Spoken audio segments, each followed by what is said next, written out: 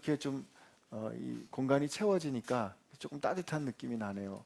처음에 시작할 때 좀 썰렁했는데 옆에 계신 분들하고 한번 인사하겠습니다. 샬롬. 예, 샬롬, 샬롬. 혹시 갈등이 있던 분들은 우리 샬롬하는 그 가운데 녹아질지어다.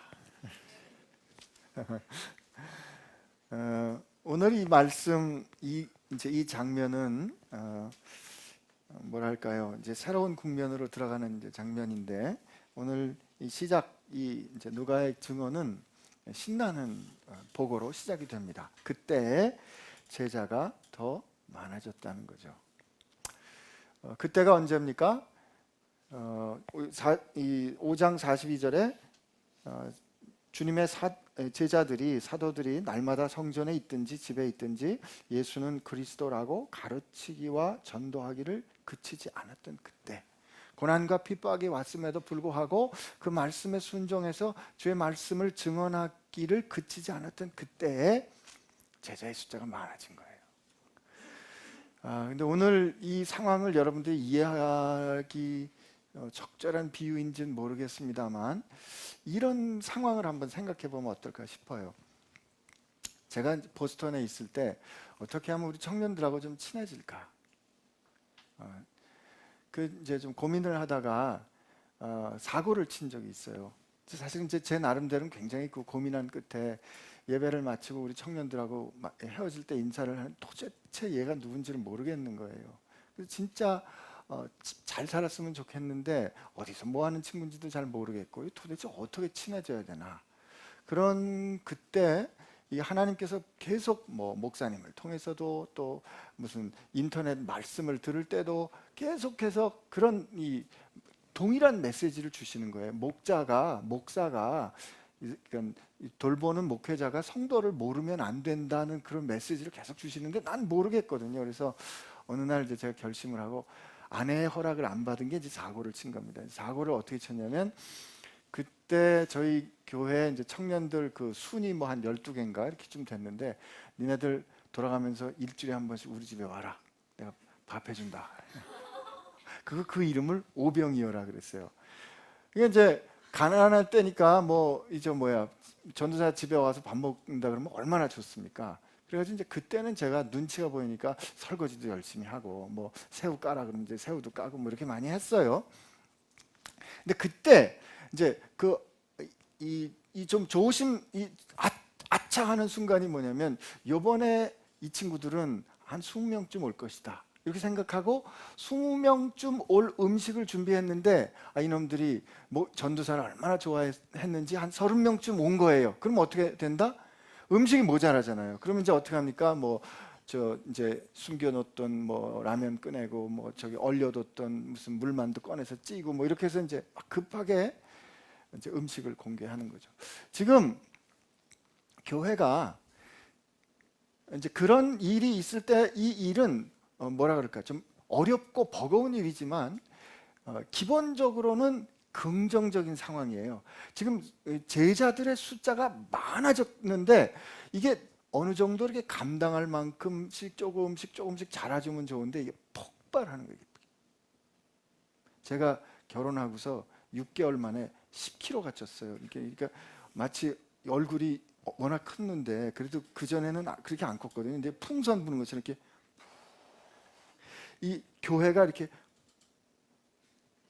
자라는 거죠. 이게 그 감당할 수 있는 능력에 이제 지나치도록 잘하는 것 같이 이제 막 잘하는 거예요. 여러분 한번 상상해 보세요. 그냥 막 주를 믿고 돌아오는 사람들이 이제 막 돌아오는 거죠. 그죠? 얼마나 신나요. 근데 이렇게 신나는 그때 원망이 생기는 거예요. 불평이. 어떤 불평이 생겼어요? 헬라파 과수댁들, 헬라파 과부들은 음식을 섬기는 그 날마다의 구제, 이게 디아코니아예요. 음식을 섬기는 그 serve, 디아코니아에서 히브리파 사람들에 비해서 좀 무시당하는 거예요. 이 사람들이 자꾸 빠지는 걸 봤어요. 그러면 이 헬라파는 뭐고 히브리파는 뭐냐 이거죠. 이게 사실은 주석하는 분들이 여러 분들이 이제 이걸 가지고 이 정체가 뭘 것이다 이렇게 하지만 대개 주된 의견은 그 원래 그 자기 말이 모국어가 이 헬라어인 사람들, 이 사람 그 당시 예루살렘과 유대는 아람어를 썼습니다. 여러분 전에 그 개봉했던 영화 또 패션 오브 크라이스트는 그 아람어 가지고 이렇게 더빙이 됐잖아요.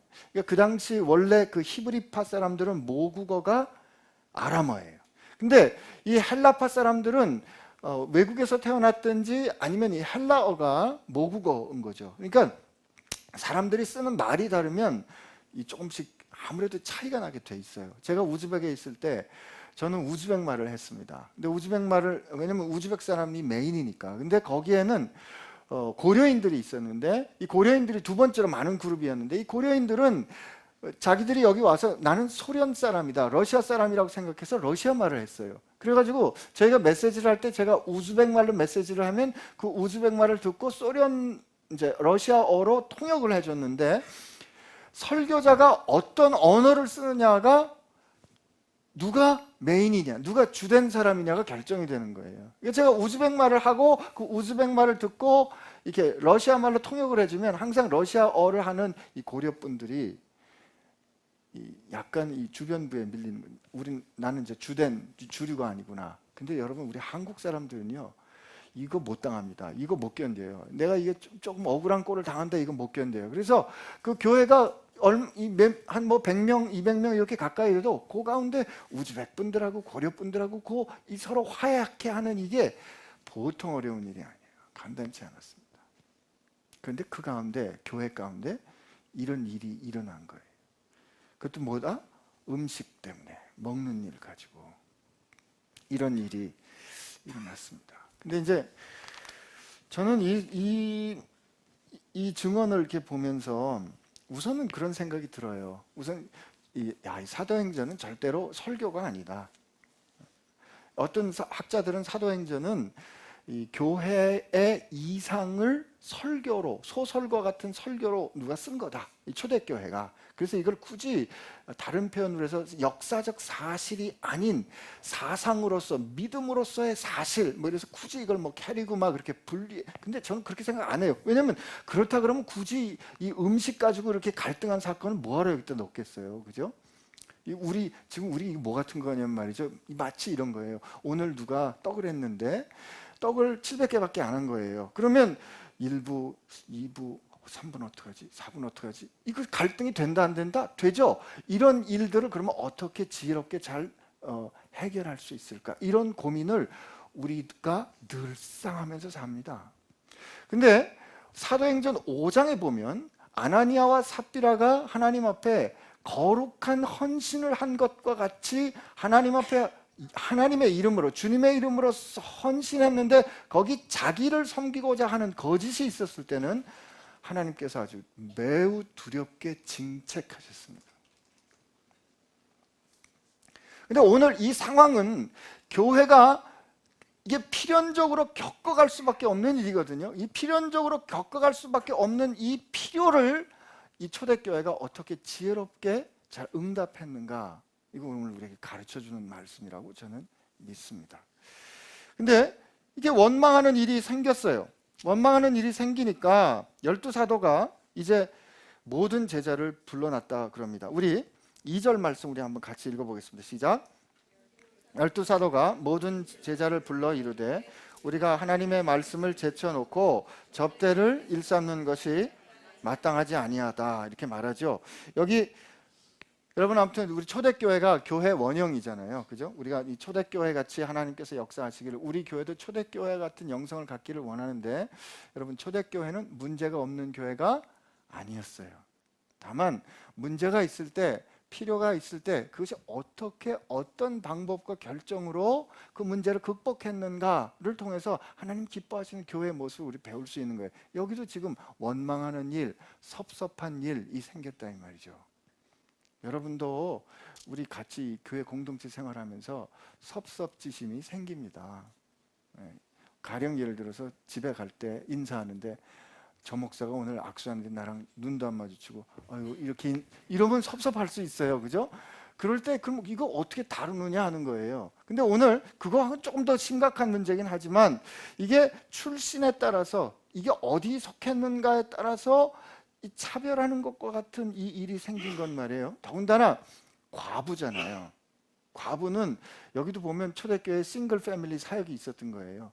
과부인데 과부 중에 더군다나 헬라파 과부니까 이 머저리 이 주류가 아니라고 생각하니까 무시를 당한 거죠. 이게 여러분 음식 나눌 때 무시하는 건 여러 가지로 있을 수 있어요. 우리 그렇지만 어쨌든 이때 12사도가 모든 제자를 불러 이릅니다. 근데 여기서 볼 때 우리 2절까지만 읽었지만 3절에 보면 형제들아 라고 먼저 2절에 현재 문제를 요약을 한 다음에 사도들이 현재 문제가 뭐다라고 요약을 하고 그 다음에 형제들아 라고 모든 사람을 부릅니다.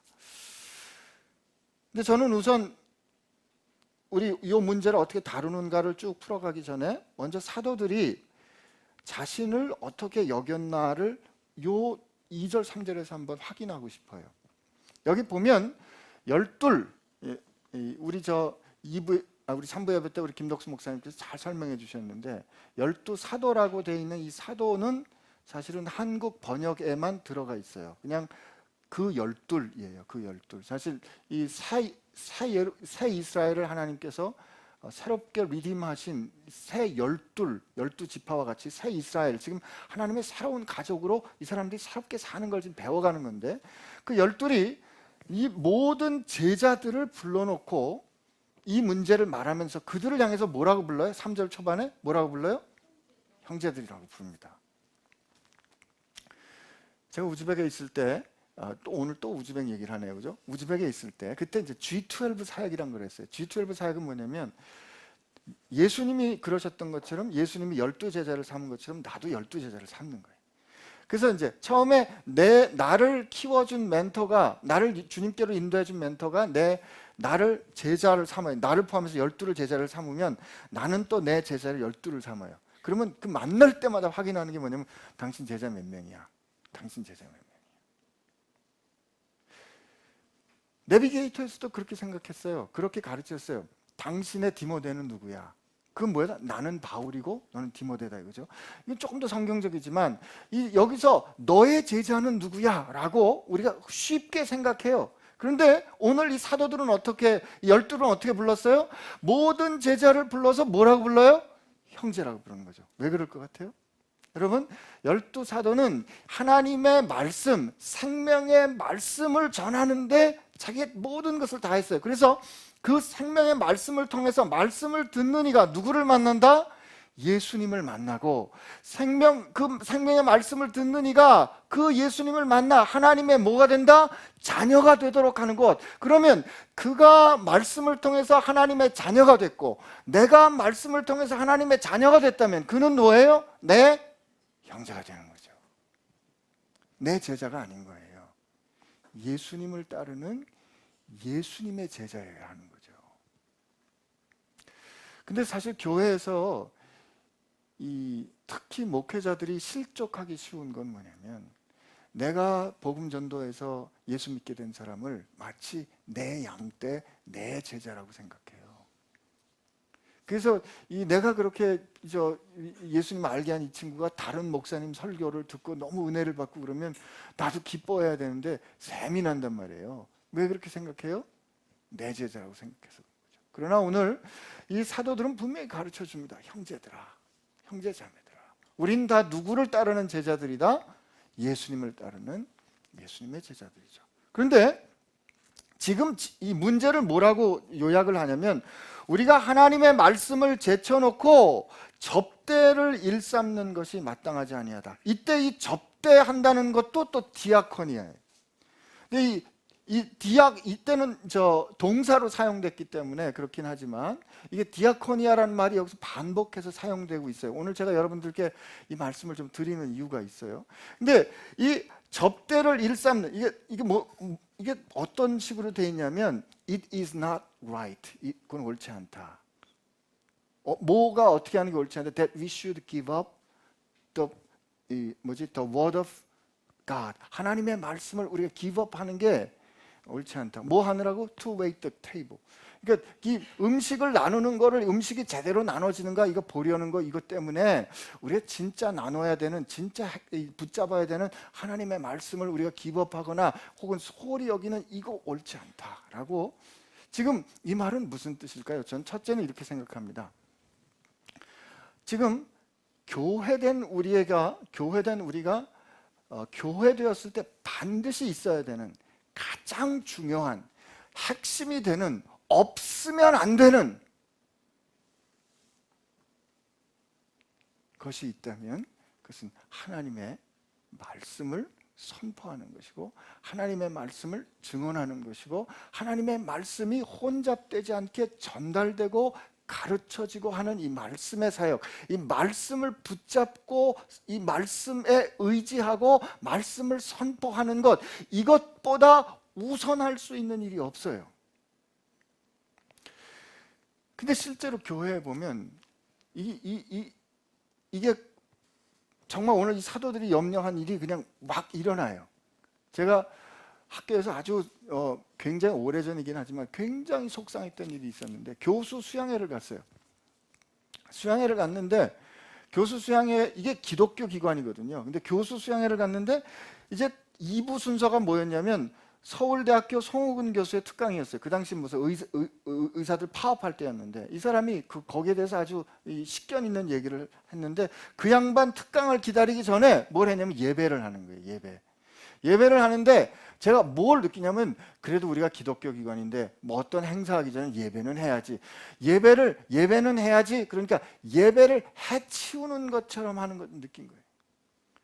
목사님 올라가셔서 말씀을 전하시는데 7분인가 뭐 10분인가 말씀을 전하시는데, 하나님의 말씀을 전한다는 긍지, 하나님의 말씀을 전한다는 엄위함, 이 말씀이 세상을 지으셨다라는 그런 자신감, 확신도 없이 그냥 떨리는 목소리로 그렇게 말씀 전하고 빨리빨리 서둘러서 간단하게 기도하고 예배 해치우고, 그 다음에 서울대 교수가 올라와서 인간의 말을 가지고 특강하는데 모든 사람들이 다 집중해서 듣는, 그걸 보는 순간에 말이죠. 제가 그때 이제 선교지 가기 직전이라 좀 뜨끈뜨끈할 때였거든요. 막 속에서 불이 나는데 너무너무 속상한 거예요. 너무너무 속상한 거예요. 근데 우리가 교회에서 우리가 특별히 뭔가 하고 싶을 때, 뭔가 중요하다고 생각할 때, 참 우리가 그래도 예수 믿는 사람인데 말씀은 해야지 라고 끼워 넣는 것처럼 하나님의 말씀을 취급할 수 있다 이거죠. 그건 아닙니다. 근데 그 기준을 누가 잡아야 되는가 하면은 그 말씀을 위탁받은 그 말씀의 사역, 그게 뭐냐면 그 4절에 보면 오로지 우리는 기도하는 일과 말씀의 사역이라고 되어 있잖아요. 그 말씀 사역, 이게 말씀 사역이 뭐냐면 말씀의 디아코니아예요. 말씀을 하는, 그 말씀을 하도록 부르심 받은 우리가 반드시 붙잡아야 되는, 중심을 잡아야 되는 그 일이 흔들려서는 안 되는 거죠. 근데 오늘 사도들이 지금 보니까 이 음식을 나누는 이 일 때문에 말씀을 나누는 이 일이 막 좀 힘들어진 거예요. 그러니까 이런 일이 첫째는 일어나면 안 된다 이 뜻이죠. 첫 번째, 그죠? 두 번째는, 그러나 여러분 지금 이게 음식을 나누는 일, 이 음식을 나누는, 이 음식을 디아코니아하는, 이 서브하는 이 디아코니아가 중요하지 않다 그러면, 지금 이 음식 나누는 것 때문에 원망이 일어났고, 원망이 일어나서 혹시 그 문제 해결하느라고 말씀을 나누는 일이 흔들린다 그러면, 이게 중요하지 않은 일이라면 이건 그냥 없애야 됩니다. 그런데 사도들이 이 문제를, 이 이슈를, 이 필요를 어떻게 다루냐면, 우리가 이 문제를 해결한 이 디아코니아 때문에 말씀을 디아코니아하는, 말씀의 디아코니아를, 이 음식을 섬기는 디아코니아 때문에 말씀을 섬기는, 이 말씀을 가지고 일하는 이 말씀의 디아코니아가 흔들리니까 어떻게 한다? 우리는 이 말씀의 디아코니아에 집중하도록 하고, 이 음식을 서브하는 이 디아코니아를 열심히 잘할 수 있는 사람들을 세우자라는 결정을 하는 거예요. 저는 오늘 교회가 말이에요, 복음을 선포해야 돼요. 요 대목은 아멘. 교회가 복음을 선포해야 돼요. 하나님의 말씀을 선포해야 돼요. 그러나 그 선포된 하나님의 말씀이 현실로 증언돼야 됩니다. 말씀이 선포돼야 하고 이 말씀이 삶이 되는 증언이 있어야 돼요.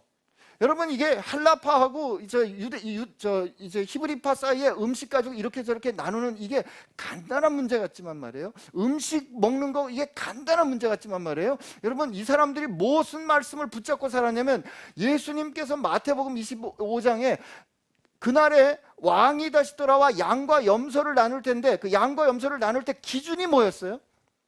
가난한 소자에게 물 한 그릇 떠주는 거, 헐벗었을 때 돌보아주는 거, 줄인 자에게 음식을 주는 게 곧 죽게 하는 거고, 그걸 하지 않은 게 죽게 하지 않은 거라고 주님이 말씀으로 선포하셨기 때문에 그들이 그 말씀, 이 음식을 나누고 이 음식을 통해서 서로 서브하는 거는, 이 사람들이 음식을 나누는 이거는 성만찬의 의미가 있기 때문에 이건 굉장히 중요한 거예요. 얘들아, 내가 너희를 사랑한 것처럼 너희가 서로 사랑해야 돼 하는 그 서로 사랑해야 돼 하는 그 삶이 지금 흔들리는 문제거든요.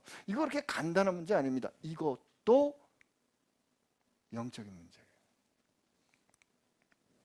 근데 우리가 이 말씀의 사역이, 근데 이제 그동안에, 오늘 저도 이제 좀 말씀을 쭉 저도 이제 예배하잖아요. 오늘 쭉 하루 종일 예배하면서 제가 그동안에 가졌던 전통과 제가 가졌던 이해가 오늘 이렇게 여러 가지로 이렇게 교정되는 그런 경험들을 하면서 오늘 이 자리에 서는데, 그러면 이게 오늘 이 말씀을 통해서 교회 가운데 7명의 이제 일꾼들이 세워져요.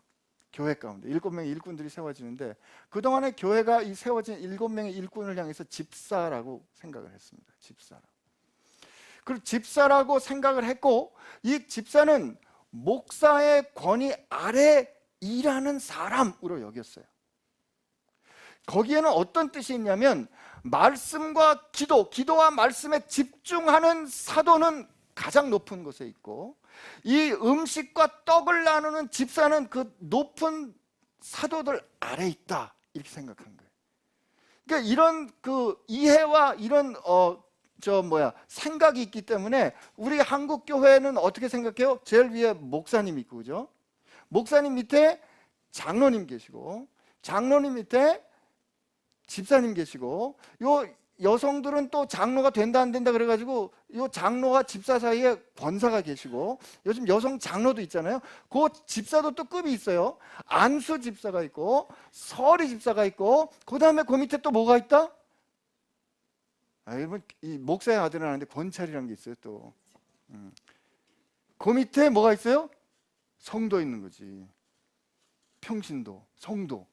사실은 말이에요, 성도는 세인트인데, 성도가 하나님의 거룩한 백성이 가장 높은 명칭인데, 우리는 성도라 그러면 성도님, 그러면 내가 집사인데 나를 성도라고 불러? 이렇게 계급적인 아이디어를 갖고 들어온 거예요. 여러분, 이거 아닙니다. 근데 오늘 하나님께서 우리에게, 그러니까 이게 마치 음식을 나누는 이 일은 영적이지 않은 일로 치부되기 때문에, 교회가, 여러분, 특별히 그동안에 우리 교회가 기도 열심히 했어요. 말씀 열심히 선포했어요.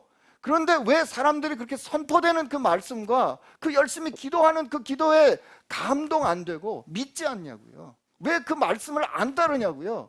떡 나누는 거 보니까 예수 믿는 사람들끼리 떡 나누거든. 떡 나누는 거 보니까 자기들끼리 편리하게 떡 나누거든. 자기들만 일단 급하게 떡 나누는 그 떡 나눔을 볼 때 말이에요, 사람들은 이 선포되는 이 말씀 안 믿는 거예요. 안 듣는 거예요. 여러분, 우리가 진짜 이 말씀을 귀중히 여기는 그 결정이 있다면 말이죠, 이 결정이 이 떡을 나눔으로 증명돼야 됩니다. 복음은 선포되고 복음은 증명돼야 돼요. 그래서 이 사도, 이 초대교회에 어떻게 세웠어요? 이 12사도가 우리는 이 말씀을 제대로 혼잡하지 않게 선포하는 일을 할 테니까 하나님께서 성령과 지혜가 충만한 사람들을 여러분들이 세우세요. 여러분들이 세워서 여러분들을 통해 가지고 그 일, 이 복음이 증명되도록 하는 이 나눔의 일을 그분들이 하도록 합시다 라고 사도들이 제안하는 거예요. 그랬더니 여러분 보세요. 5절에 우리 5절 말씀 한번 읽어볼까요? 시작. 온 무리가 이 말을 듣고 기뻐하여 믿음과 성령이 충만한 사람 스데반과 또 빌립과 브로거로와 니가노르와 디몬과 바메나와 유대교에 입교했던 안디옥 사람 니고라를 택하여 사도들 앞에 세우니 사도들이 기도하여 그들을 안수하니라. 여기 보니까 이 결정에 그 갈등했던 모든 제자들이 어떻게 했어요? 기뻐했어요. 갈등이 해소된 거죠. 여러분, 교회가 필요 있을 때는 그 필요를 같이 이 공동체 문제로 확인할 수 있어야 됩니다. 사도들이 이 필요가 있을 때 사도회의만 하지 않았어요. 사도들이 교회에 필요가 있을 때 당회 열지 않았어요. 모든 제자들에게 이 필요를 같이 고민하도록 한 거죠. 그죠? 그리고 근데 이때 그분들에게 이 세울 사람의 조건을 뭐라고 제시했냐면 성령과 지혜가 충만하여, 그 다음에 한번 밑줄 그어보실래요? 칭찬받는 사람. 칭찬받는 사람. 여러분, 이때 이 칭찬받는다는 게 증언되는 사람이에요. 증거되는 사람이에요. 증인, 증언하다라는 그 단어가 여기 증거되는 사람. 성령과 지혜가 충만하다고 여러분들 가운데 증거되는 사람입니다. 돈 많은 사람 아니죠. 학벌 좋은 사람 아니죠. 잘생긴 사람 아니죠. 지위가 높은 사람 아니죠. 성령과 지혜가 충만한 것을 여러분이 아는 사람이에요. 나는 축복합니다. 우리가 그렇게 증거되는 사람 되기를 축복합니다. 내가 그렇다고 말하는, 제발 그 명함에다가 무슨 40일 금식기도 3회 실시 이렇게 한다고 내 영역이 올라가는 게 아니거든요. 힘들고 어려울 때 그 이름이 기억나는 사람, 내가 어렵고 참 답답할 때 생각나는 사람, 그 사람하고 같이 이야기하고 기도하면 지혜로운 하나님의 뜻을 가르쳐 줄 것 같은 사람, 이게 증언된 사람들. 그리고 그런 사람들을 모든 공동체가 같이 기뻐하면서 그런 사람들을 세운 거예요. 근데 사도들이 그렇게 그런 사람들을 세우면 이 일은 우리가 그들에게 맡기겠습니다. 근데 이때 이 필요는 우리가 그들에게 전적으로 위임하겠습니다. 이런 겁니다. 그러면 이게 이 권리를 위임한다는 것은 영향력을 나누어 갖는다는 뜻이에요. 이거 여러분, 모든 결정은 교회에서 대개 어디로 통한다? 목사님으로 통합니다. 마지막으로 항상 담임 목사님에 의해서 최종적인 판단을 내리게 돼 있어요. 근데 지금 이 사도들은 어떻게 결정을 해요? 지금 이게 열둘이라는 게 공동의 리더십이잖아요.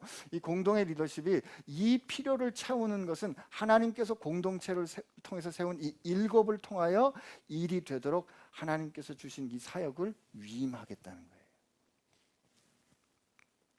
이건 구약에도 있었습니다. 이게 모세가 이제 이스라엘 백성을 이제 꺼내와 가지고 아멜렉하고 전쟁을 하고 난 다음에 승리했어요.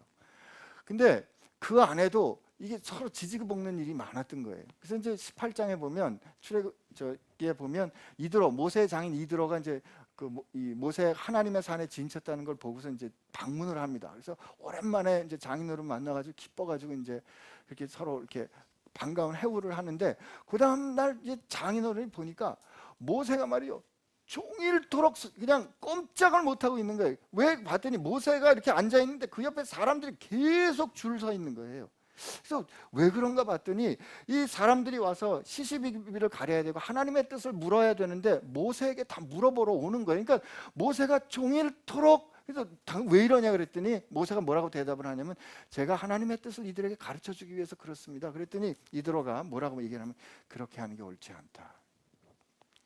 봤어요. 모세가 다른 일을 하나도 못하고 그냥 꼼짝도 못하고 백성들의 그 소원 수리해 주느라고, 문제 정리해 주느라고 아무것도 못하고 있으니까. 그때 모세가 뭐라고 얘기합니까? 당신은 이드로가 뭐라고 권면합니까? 당신은 하나님의 뜻을 분명히 깨달아 이 백성들한테 가르쳐 주시는 그 일을 하세요. 그러나 백성들 가운데 진짜 하나님의 뜻을 귀히 여기고 하나님을 두려워하고 신실하고 불의하지 않은 사람, 이런 사람들을 백성들 가운데 세워서 이들을 100부장, 50부장 이렇게 이들을 세워서 이들을 통해서 해결할 수 있는 일을 해결하도록 하세요라고 지혜를 가르쳐 줍니다.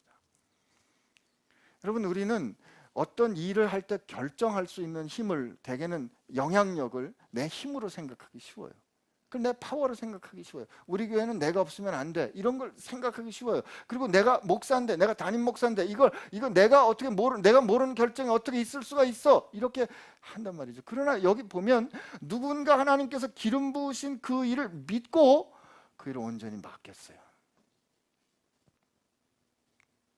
근데 교회가 이 사람들을 세우는데 말이에요, 믿음과 성령이 충만한 사람, 이게 조건이 그거였잖아요. 성령과 지혜가 충만하여 칭찬받는 사람인데, 그 이제 사람 7이 나오는데 그 중에 첫 번째 1순위로 나온 사람이 스데반이에요. 근데 그 믿음과 성령이 충만한 사람은 이 스데반을 설명하는 건데, 스데반, 믿음과 성령이 충만한 사람 스데반과 또 빌립과, 그 다음에 이제 쭉 나머지 5분이 나오죠.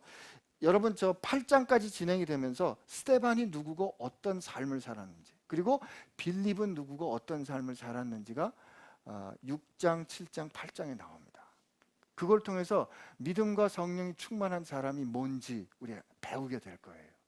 근데 미리 잠깐 말씀을 나누면, 여러분, 이 사도들이 하나님께서 이 하나님의 말씀이 어떻게 중요하고 모든 일의 기초가 되고 모든 일의 우선이 되는 게 뭐냐면, 이 음식을 나누는 이 일을 위해서 스데반도 세우고 빌립도 세운 거예요. 근데 여기 나오는 7명의 이름이 다 공교롭게도 헬라식의 이름입니다.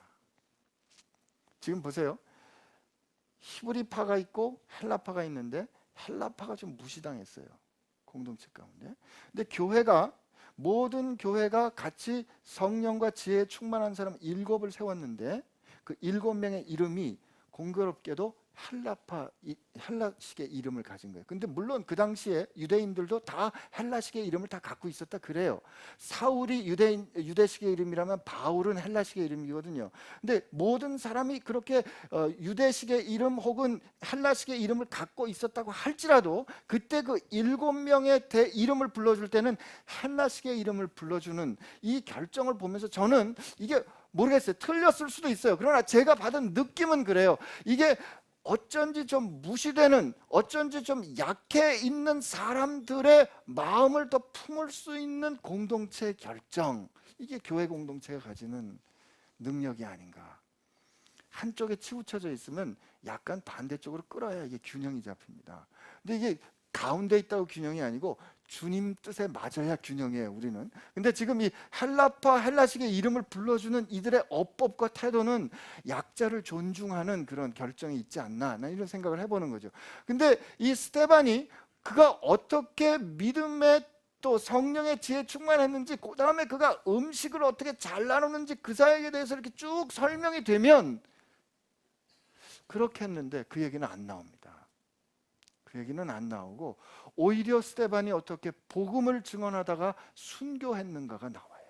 그리고 빌립이 어떻게 전도하는 전도자의 삶을 사는가가 나와요. 저는 이 사건을, 이 일을 보면서 이런 깨달음을 갖게 됐어요. 하나님은 우리 공동체에 필요를 주십니다. 근데 그 공동체 필요를 통해서 이 이 필요를 해결하기 위해서 하나님 앞에서 하나님 어떻게 우리가 하나님의 뜻대로 이걸 잘 행할 수 있을까요? 라고 고민하면서 기도할 때 하나님은 그 일을 감당할 수 있는 사람을 세우시는 거예요. 그러므로 우리 가운데 부족한 일이 있을 때는 그 부족한 것을 채울 수 있는 사람을 보내주시겠다는 하나님의 부르심인 거로 생각하시기를 축복합니다. 그리고 여러분, 교회 왔는데 교회 공동체 가운데 이건 왜 이럴까? 이건 이렇게 되면 안 되는데 라는 일이 반복해서 계속 그 일이 보이시거든. 하나님이 혹시 그 필요를 나를 통해서 채우라고 그러시는 게 아닌가 라고 불러주시는 건지 여러분 한번 기도해 보시기를 축복합니다. 근데 오늘 이 어려운 갈등일 수 있어요. 이 부족함일 수 있어요. 근데 이 갈등 혹은 이 부족함, 긴장, 이게 어떻게 해요? 아주 기쁘고 감사한 사람을 세우는 결론에 이르게 됐거든요. 얼마나 멋있어요. 나는 우리 교회도 이런 능력이 있기를 축복합니다. 이게 성령의 공동체예요.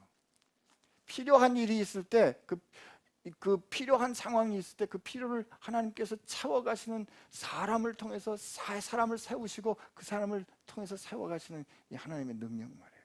그리고 그 필요가 그렇게 채워질 때 서로 아파하고 갈등하던 사람들이 모두가 다 기뻐하며 하나님 앞에 감사하는 그 변화 말이에요. 우리 7절 말씀 한번 같이 읽습니다. 시작. 하나님의 말씀이 점점 왕성하여 예루살렘에 있는 제자의 수가 더 심히 많아지고 허다한 제사장의 무리도 이 도에 복종하니라. 여기 하나님의 말씀이 점점 왕성해졌다 이렇게 증언합니다. 이거는 하나님의 말씀이 자랐다 이거예요. 왕성해지는데 그 주어가 뭐냐면 하나님의 말씀이에요. 여러분, 우리가 하나님의 말씀을 우리가 키워내는 거 아닙니다.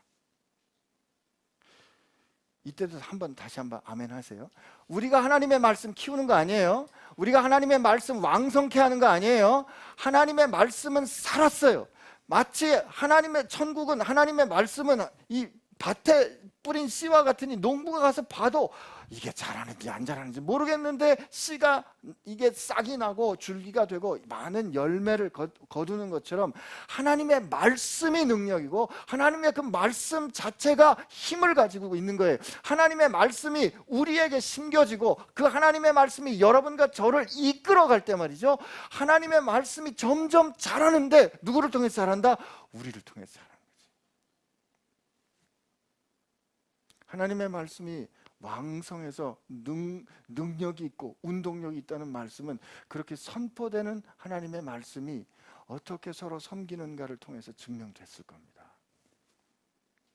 이렇게 하나님의 말씀이 자라는데 말이죠, 예루살렘의 제자의 수가 어떻게 많아졌어요?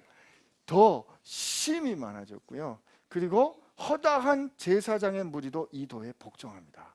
여러분, 제사장은 5장에서 제사장들이 사도들을 핍박했어요. 근데 보세요. 결국 누가 이긴다? 답을 모르시겠으면 누구를 대세요? 예수님이 이긴다. 결국 누가 이긴다? 복음이 이긴다. 예수님이 이긴다. 그죠?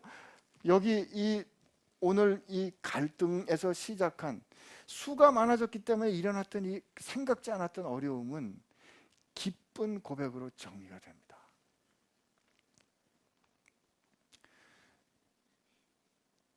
우리도 마찬가지예요.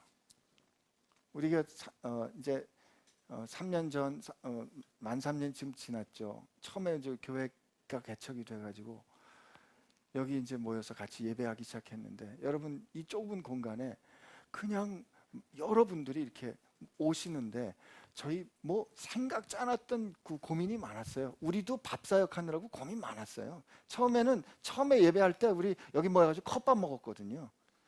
그러니까 2부 예배를 2번 할 때는 11시 예배가 끝나면 모두가 다 이 자리에 앉아서 컵밥 먹었어요. 근데 이게 숫자가 조금 많아지니까 도저히 컵밥은 못 먹겠는 거예요. 그래서 그 김밥으로 바꿨어요. 그다음에 근데 김밥으로 바꾸고 났더니 누군 5개를 갖고 간다, 누군 2개를 갖고 간다. 세상에 밥 먹는 것 같이 그렇게 힘들고 어려운 일이 없더라고요. 근데 지금은 우리가 결국 이게 벌써 1000명이 넘어가고 그러니까 여기서 밥 먹을 수가 없잖아요, 그죠? 그러면 우리는 어떻게 결정할 거냐 이거예요. 이러면 이 초대교회 이들이 같이 그 식탁의 교제를 통해서 그 서브하려고 했던 그 정신을, 그러면 그들은 그 일을 잘 감당할 수 있는 하나님의 사람을 새롭게 세움으로, 그리고 그들이 그 복음을 전하는 교회를 이끌어가는 새로운 리더로서 세워져 갔는데, 우리는 그 필요를 어떻게 세울 거냐 하는 거죠. 우리는 못하니까 하지 맙시다. 그거는 우리가 할 일이 아닌데요. 그러면 안 자랍니다. 못 자랍니다. 하나님, 이게 참 어렵고 힘든 일인데 이게 교회라면 이건 마땅히 해야 되는 거 아닙니까? 라고 우리가 받아들일 때 말이죠, 우리 가운데 새로운 일이 일어납니다. 누군가 이 섬기는, 사랑으로 섬기는 일은 교회가 반드시 해야 되는 일입니다. 그러나 어느 선교사님이 이런 말씀을 했어요. You can give without loving. 사랑하지 않고도 음식은 줄 수 있다. 그러나 you can't love without giving. 주지 않고 사랑할 수는 없다. 여러분, 우리는 구제기관이 아니고 우리는 무슨 NGO 기관도 아닙니다. 그렇기 때문에 우리가 누군가에게, 교회가 누군가를 봉사하고 사랑하고 하는, 누군가를 나눠주는 거 하는, 그걸 가지고 우리가 교회됨을 증명할 수는 없어요. 그러나 우리 가운데 하나님의 말씀이 살아있다면 말이죠, 우리는 반드시 나누게 돼 있습니다. 우리 가운데 하나님의 말씀이 정말 우리를 이끌어 가신다면 말이죠, 누군가의 필요를 채우는 나눔이 우리 가운데 왕성하게 일어날 겁니다. 복음은 선포되고 복음은 증언될 거예요. 그렇게 선포되고 증언되는 가운데 이 공동체 가운데 필요가 있지만 가난한 사람은 없게 될 겁니다. 그리고 하나님은 그런 도전들을 통해서 그 일을 능히 감당할 하나님의 사람들을 우리 공동체 가운데 새롭게 이렇게 세워주실 줄로 믿습니다. 우리 하나님 앞에 한번 같이 기도하겠습니다.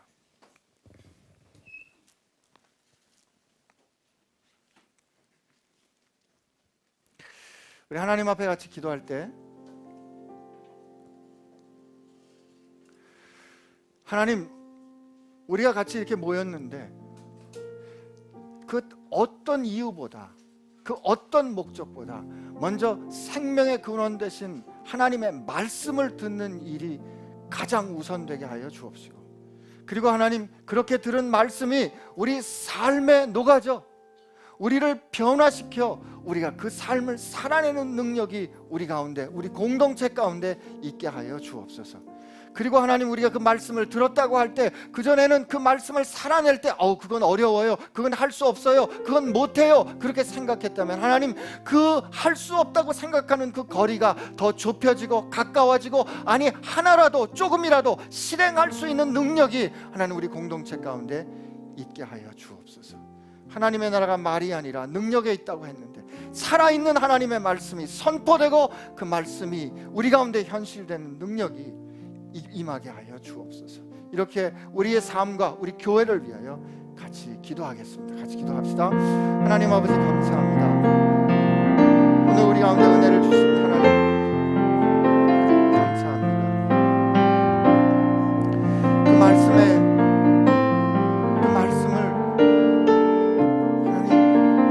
하나님 우리가 정말 사모하여서, 그리고 그 말씀이 우리 가운데 그렇게 선포될 때 말씀에 가자고 하시는 그것까지 갈 수 있는 능력, 그리고 그것 다 내가 하는 것이 아니라 하나님께서 예비하신, 그 일을 위해 예비하신 동역자가 있음을 알고 기쁨으로 믿고 맡길 수 있는 능력, 그래서 함께 기뻐하는 그런 능력이 우리 가운데 하여 주옵소서. 하나님, 아파하는 사람들, 힘들어하는 사람들, 불편하다 생각하지만 혹시 정말 우리가 들어야 하는 것인지, 그저 불편으로 들을 것이 아니라 그걸 위해 우리가 바꿀 것은 없는지 생각하는 자들 되게 하여 주옵소서. 하나님 감사합니다. 초대교회 모습을 통하여서 오늘 우리 모습을 돌이켜볼 수 있도록 은혜를 주시니 감사합니다. 하나님, 바쁘다는 핑계로 중요하다는 일 때문에 하나님의 말씀을 소홀히 여기는 죄를 범치 않도록 하여 주옵시고, 하나님, 그러나 그 들은 말씀, 선포된 말씀이 우리의 삶의 증언될 수 있는 능력 또한 우리 가운데 허락하여 주옵소서. 아버지, 혹시 우리 가운데 불평이 있습니까? 아버지, 혹시 우리 가운데 아파하고 어려워하는 사람이 있습니까? 하나님, 우리가 귀 기울여 들어야 한다면 듣게 해주시고, 그리고 그 일 능히 감당할 수 있는 성령과 지혜가 충만한 믿음의 사람들 우리 가운데 세워 주옵소서. 그렇게 우리 주변의 많은 필요들을 하나님의 생명의 말씀으로, 그리고 그 말씀을 살아내는 능력으로 채우는 교회 되게 하여 주옵소서. 예수님의 이름으로 기도합니다.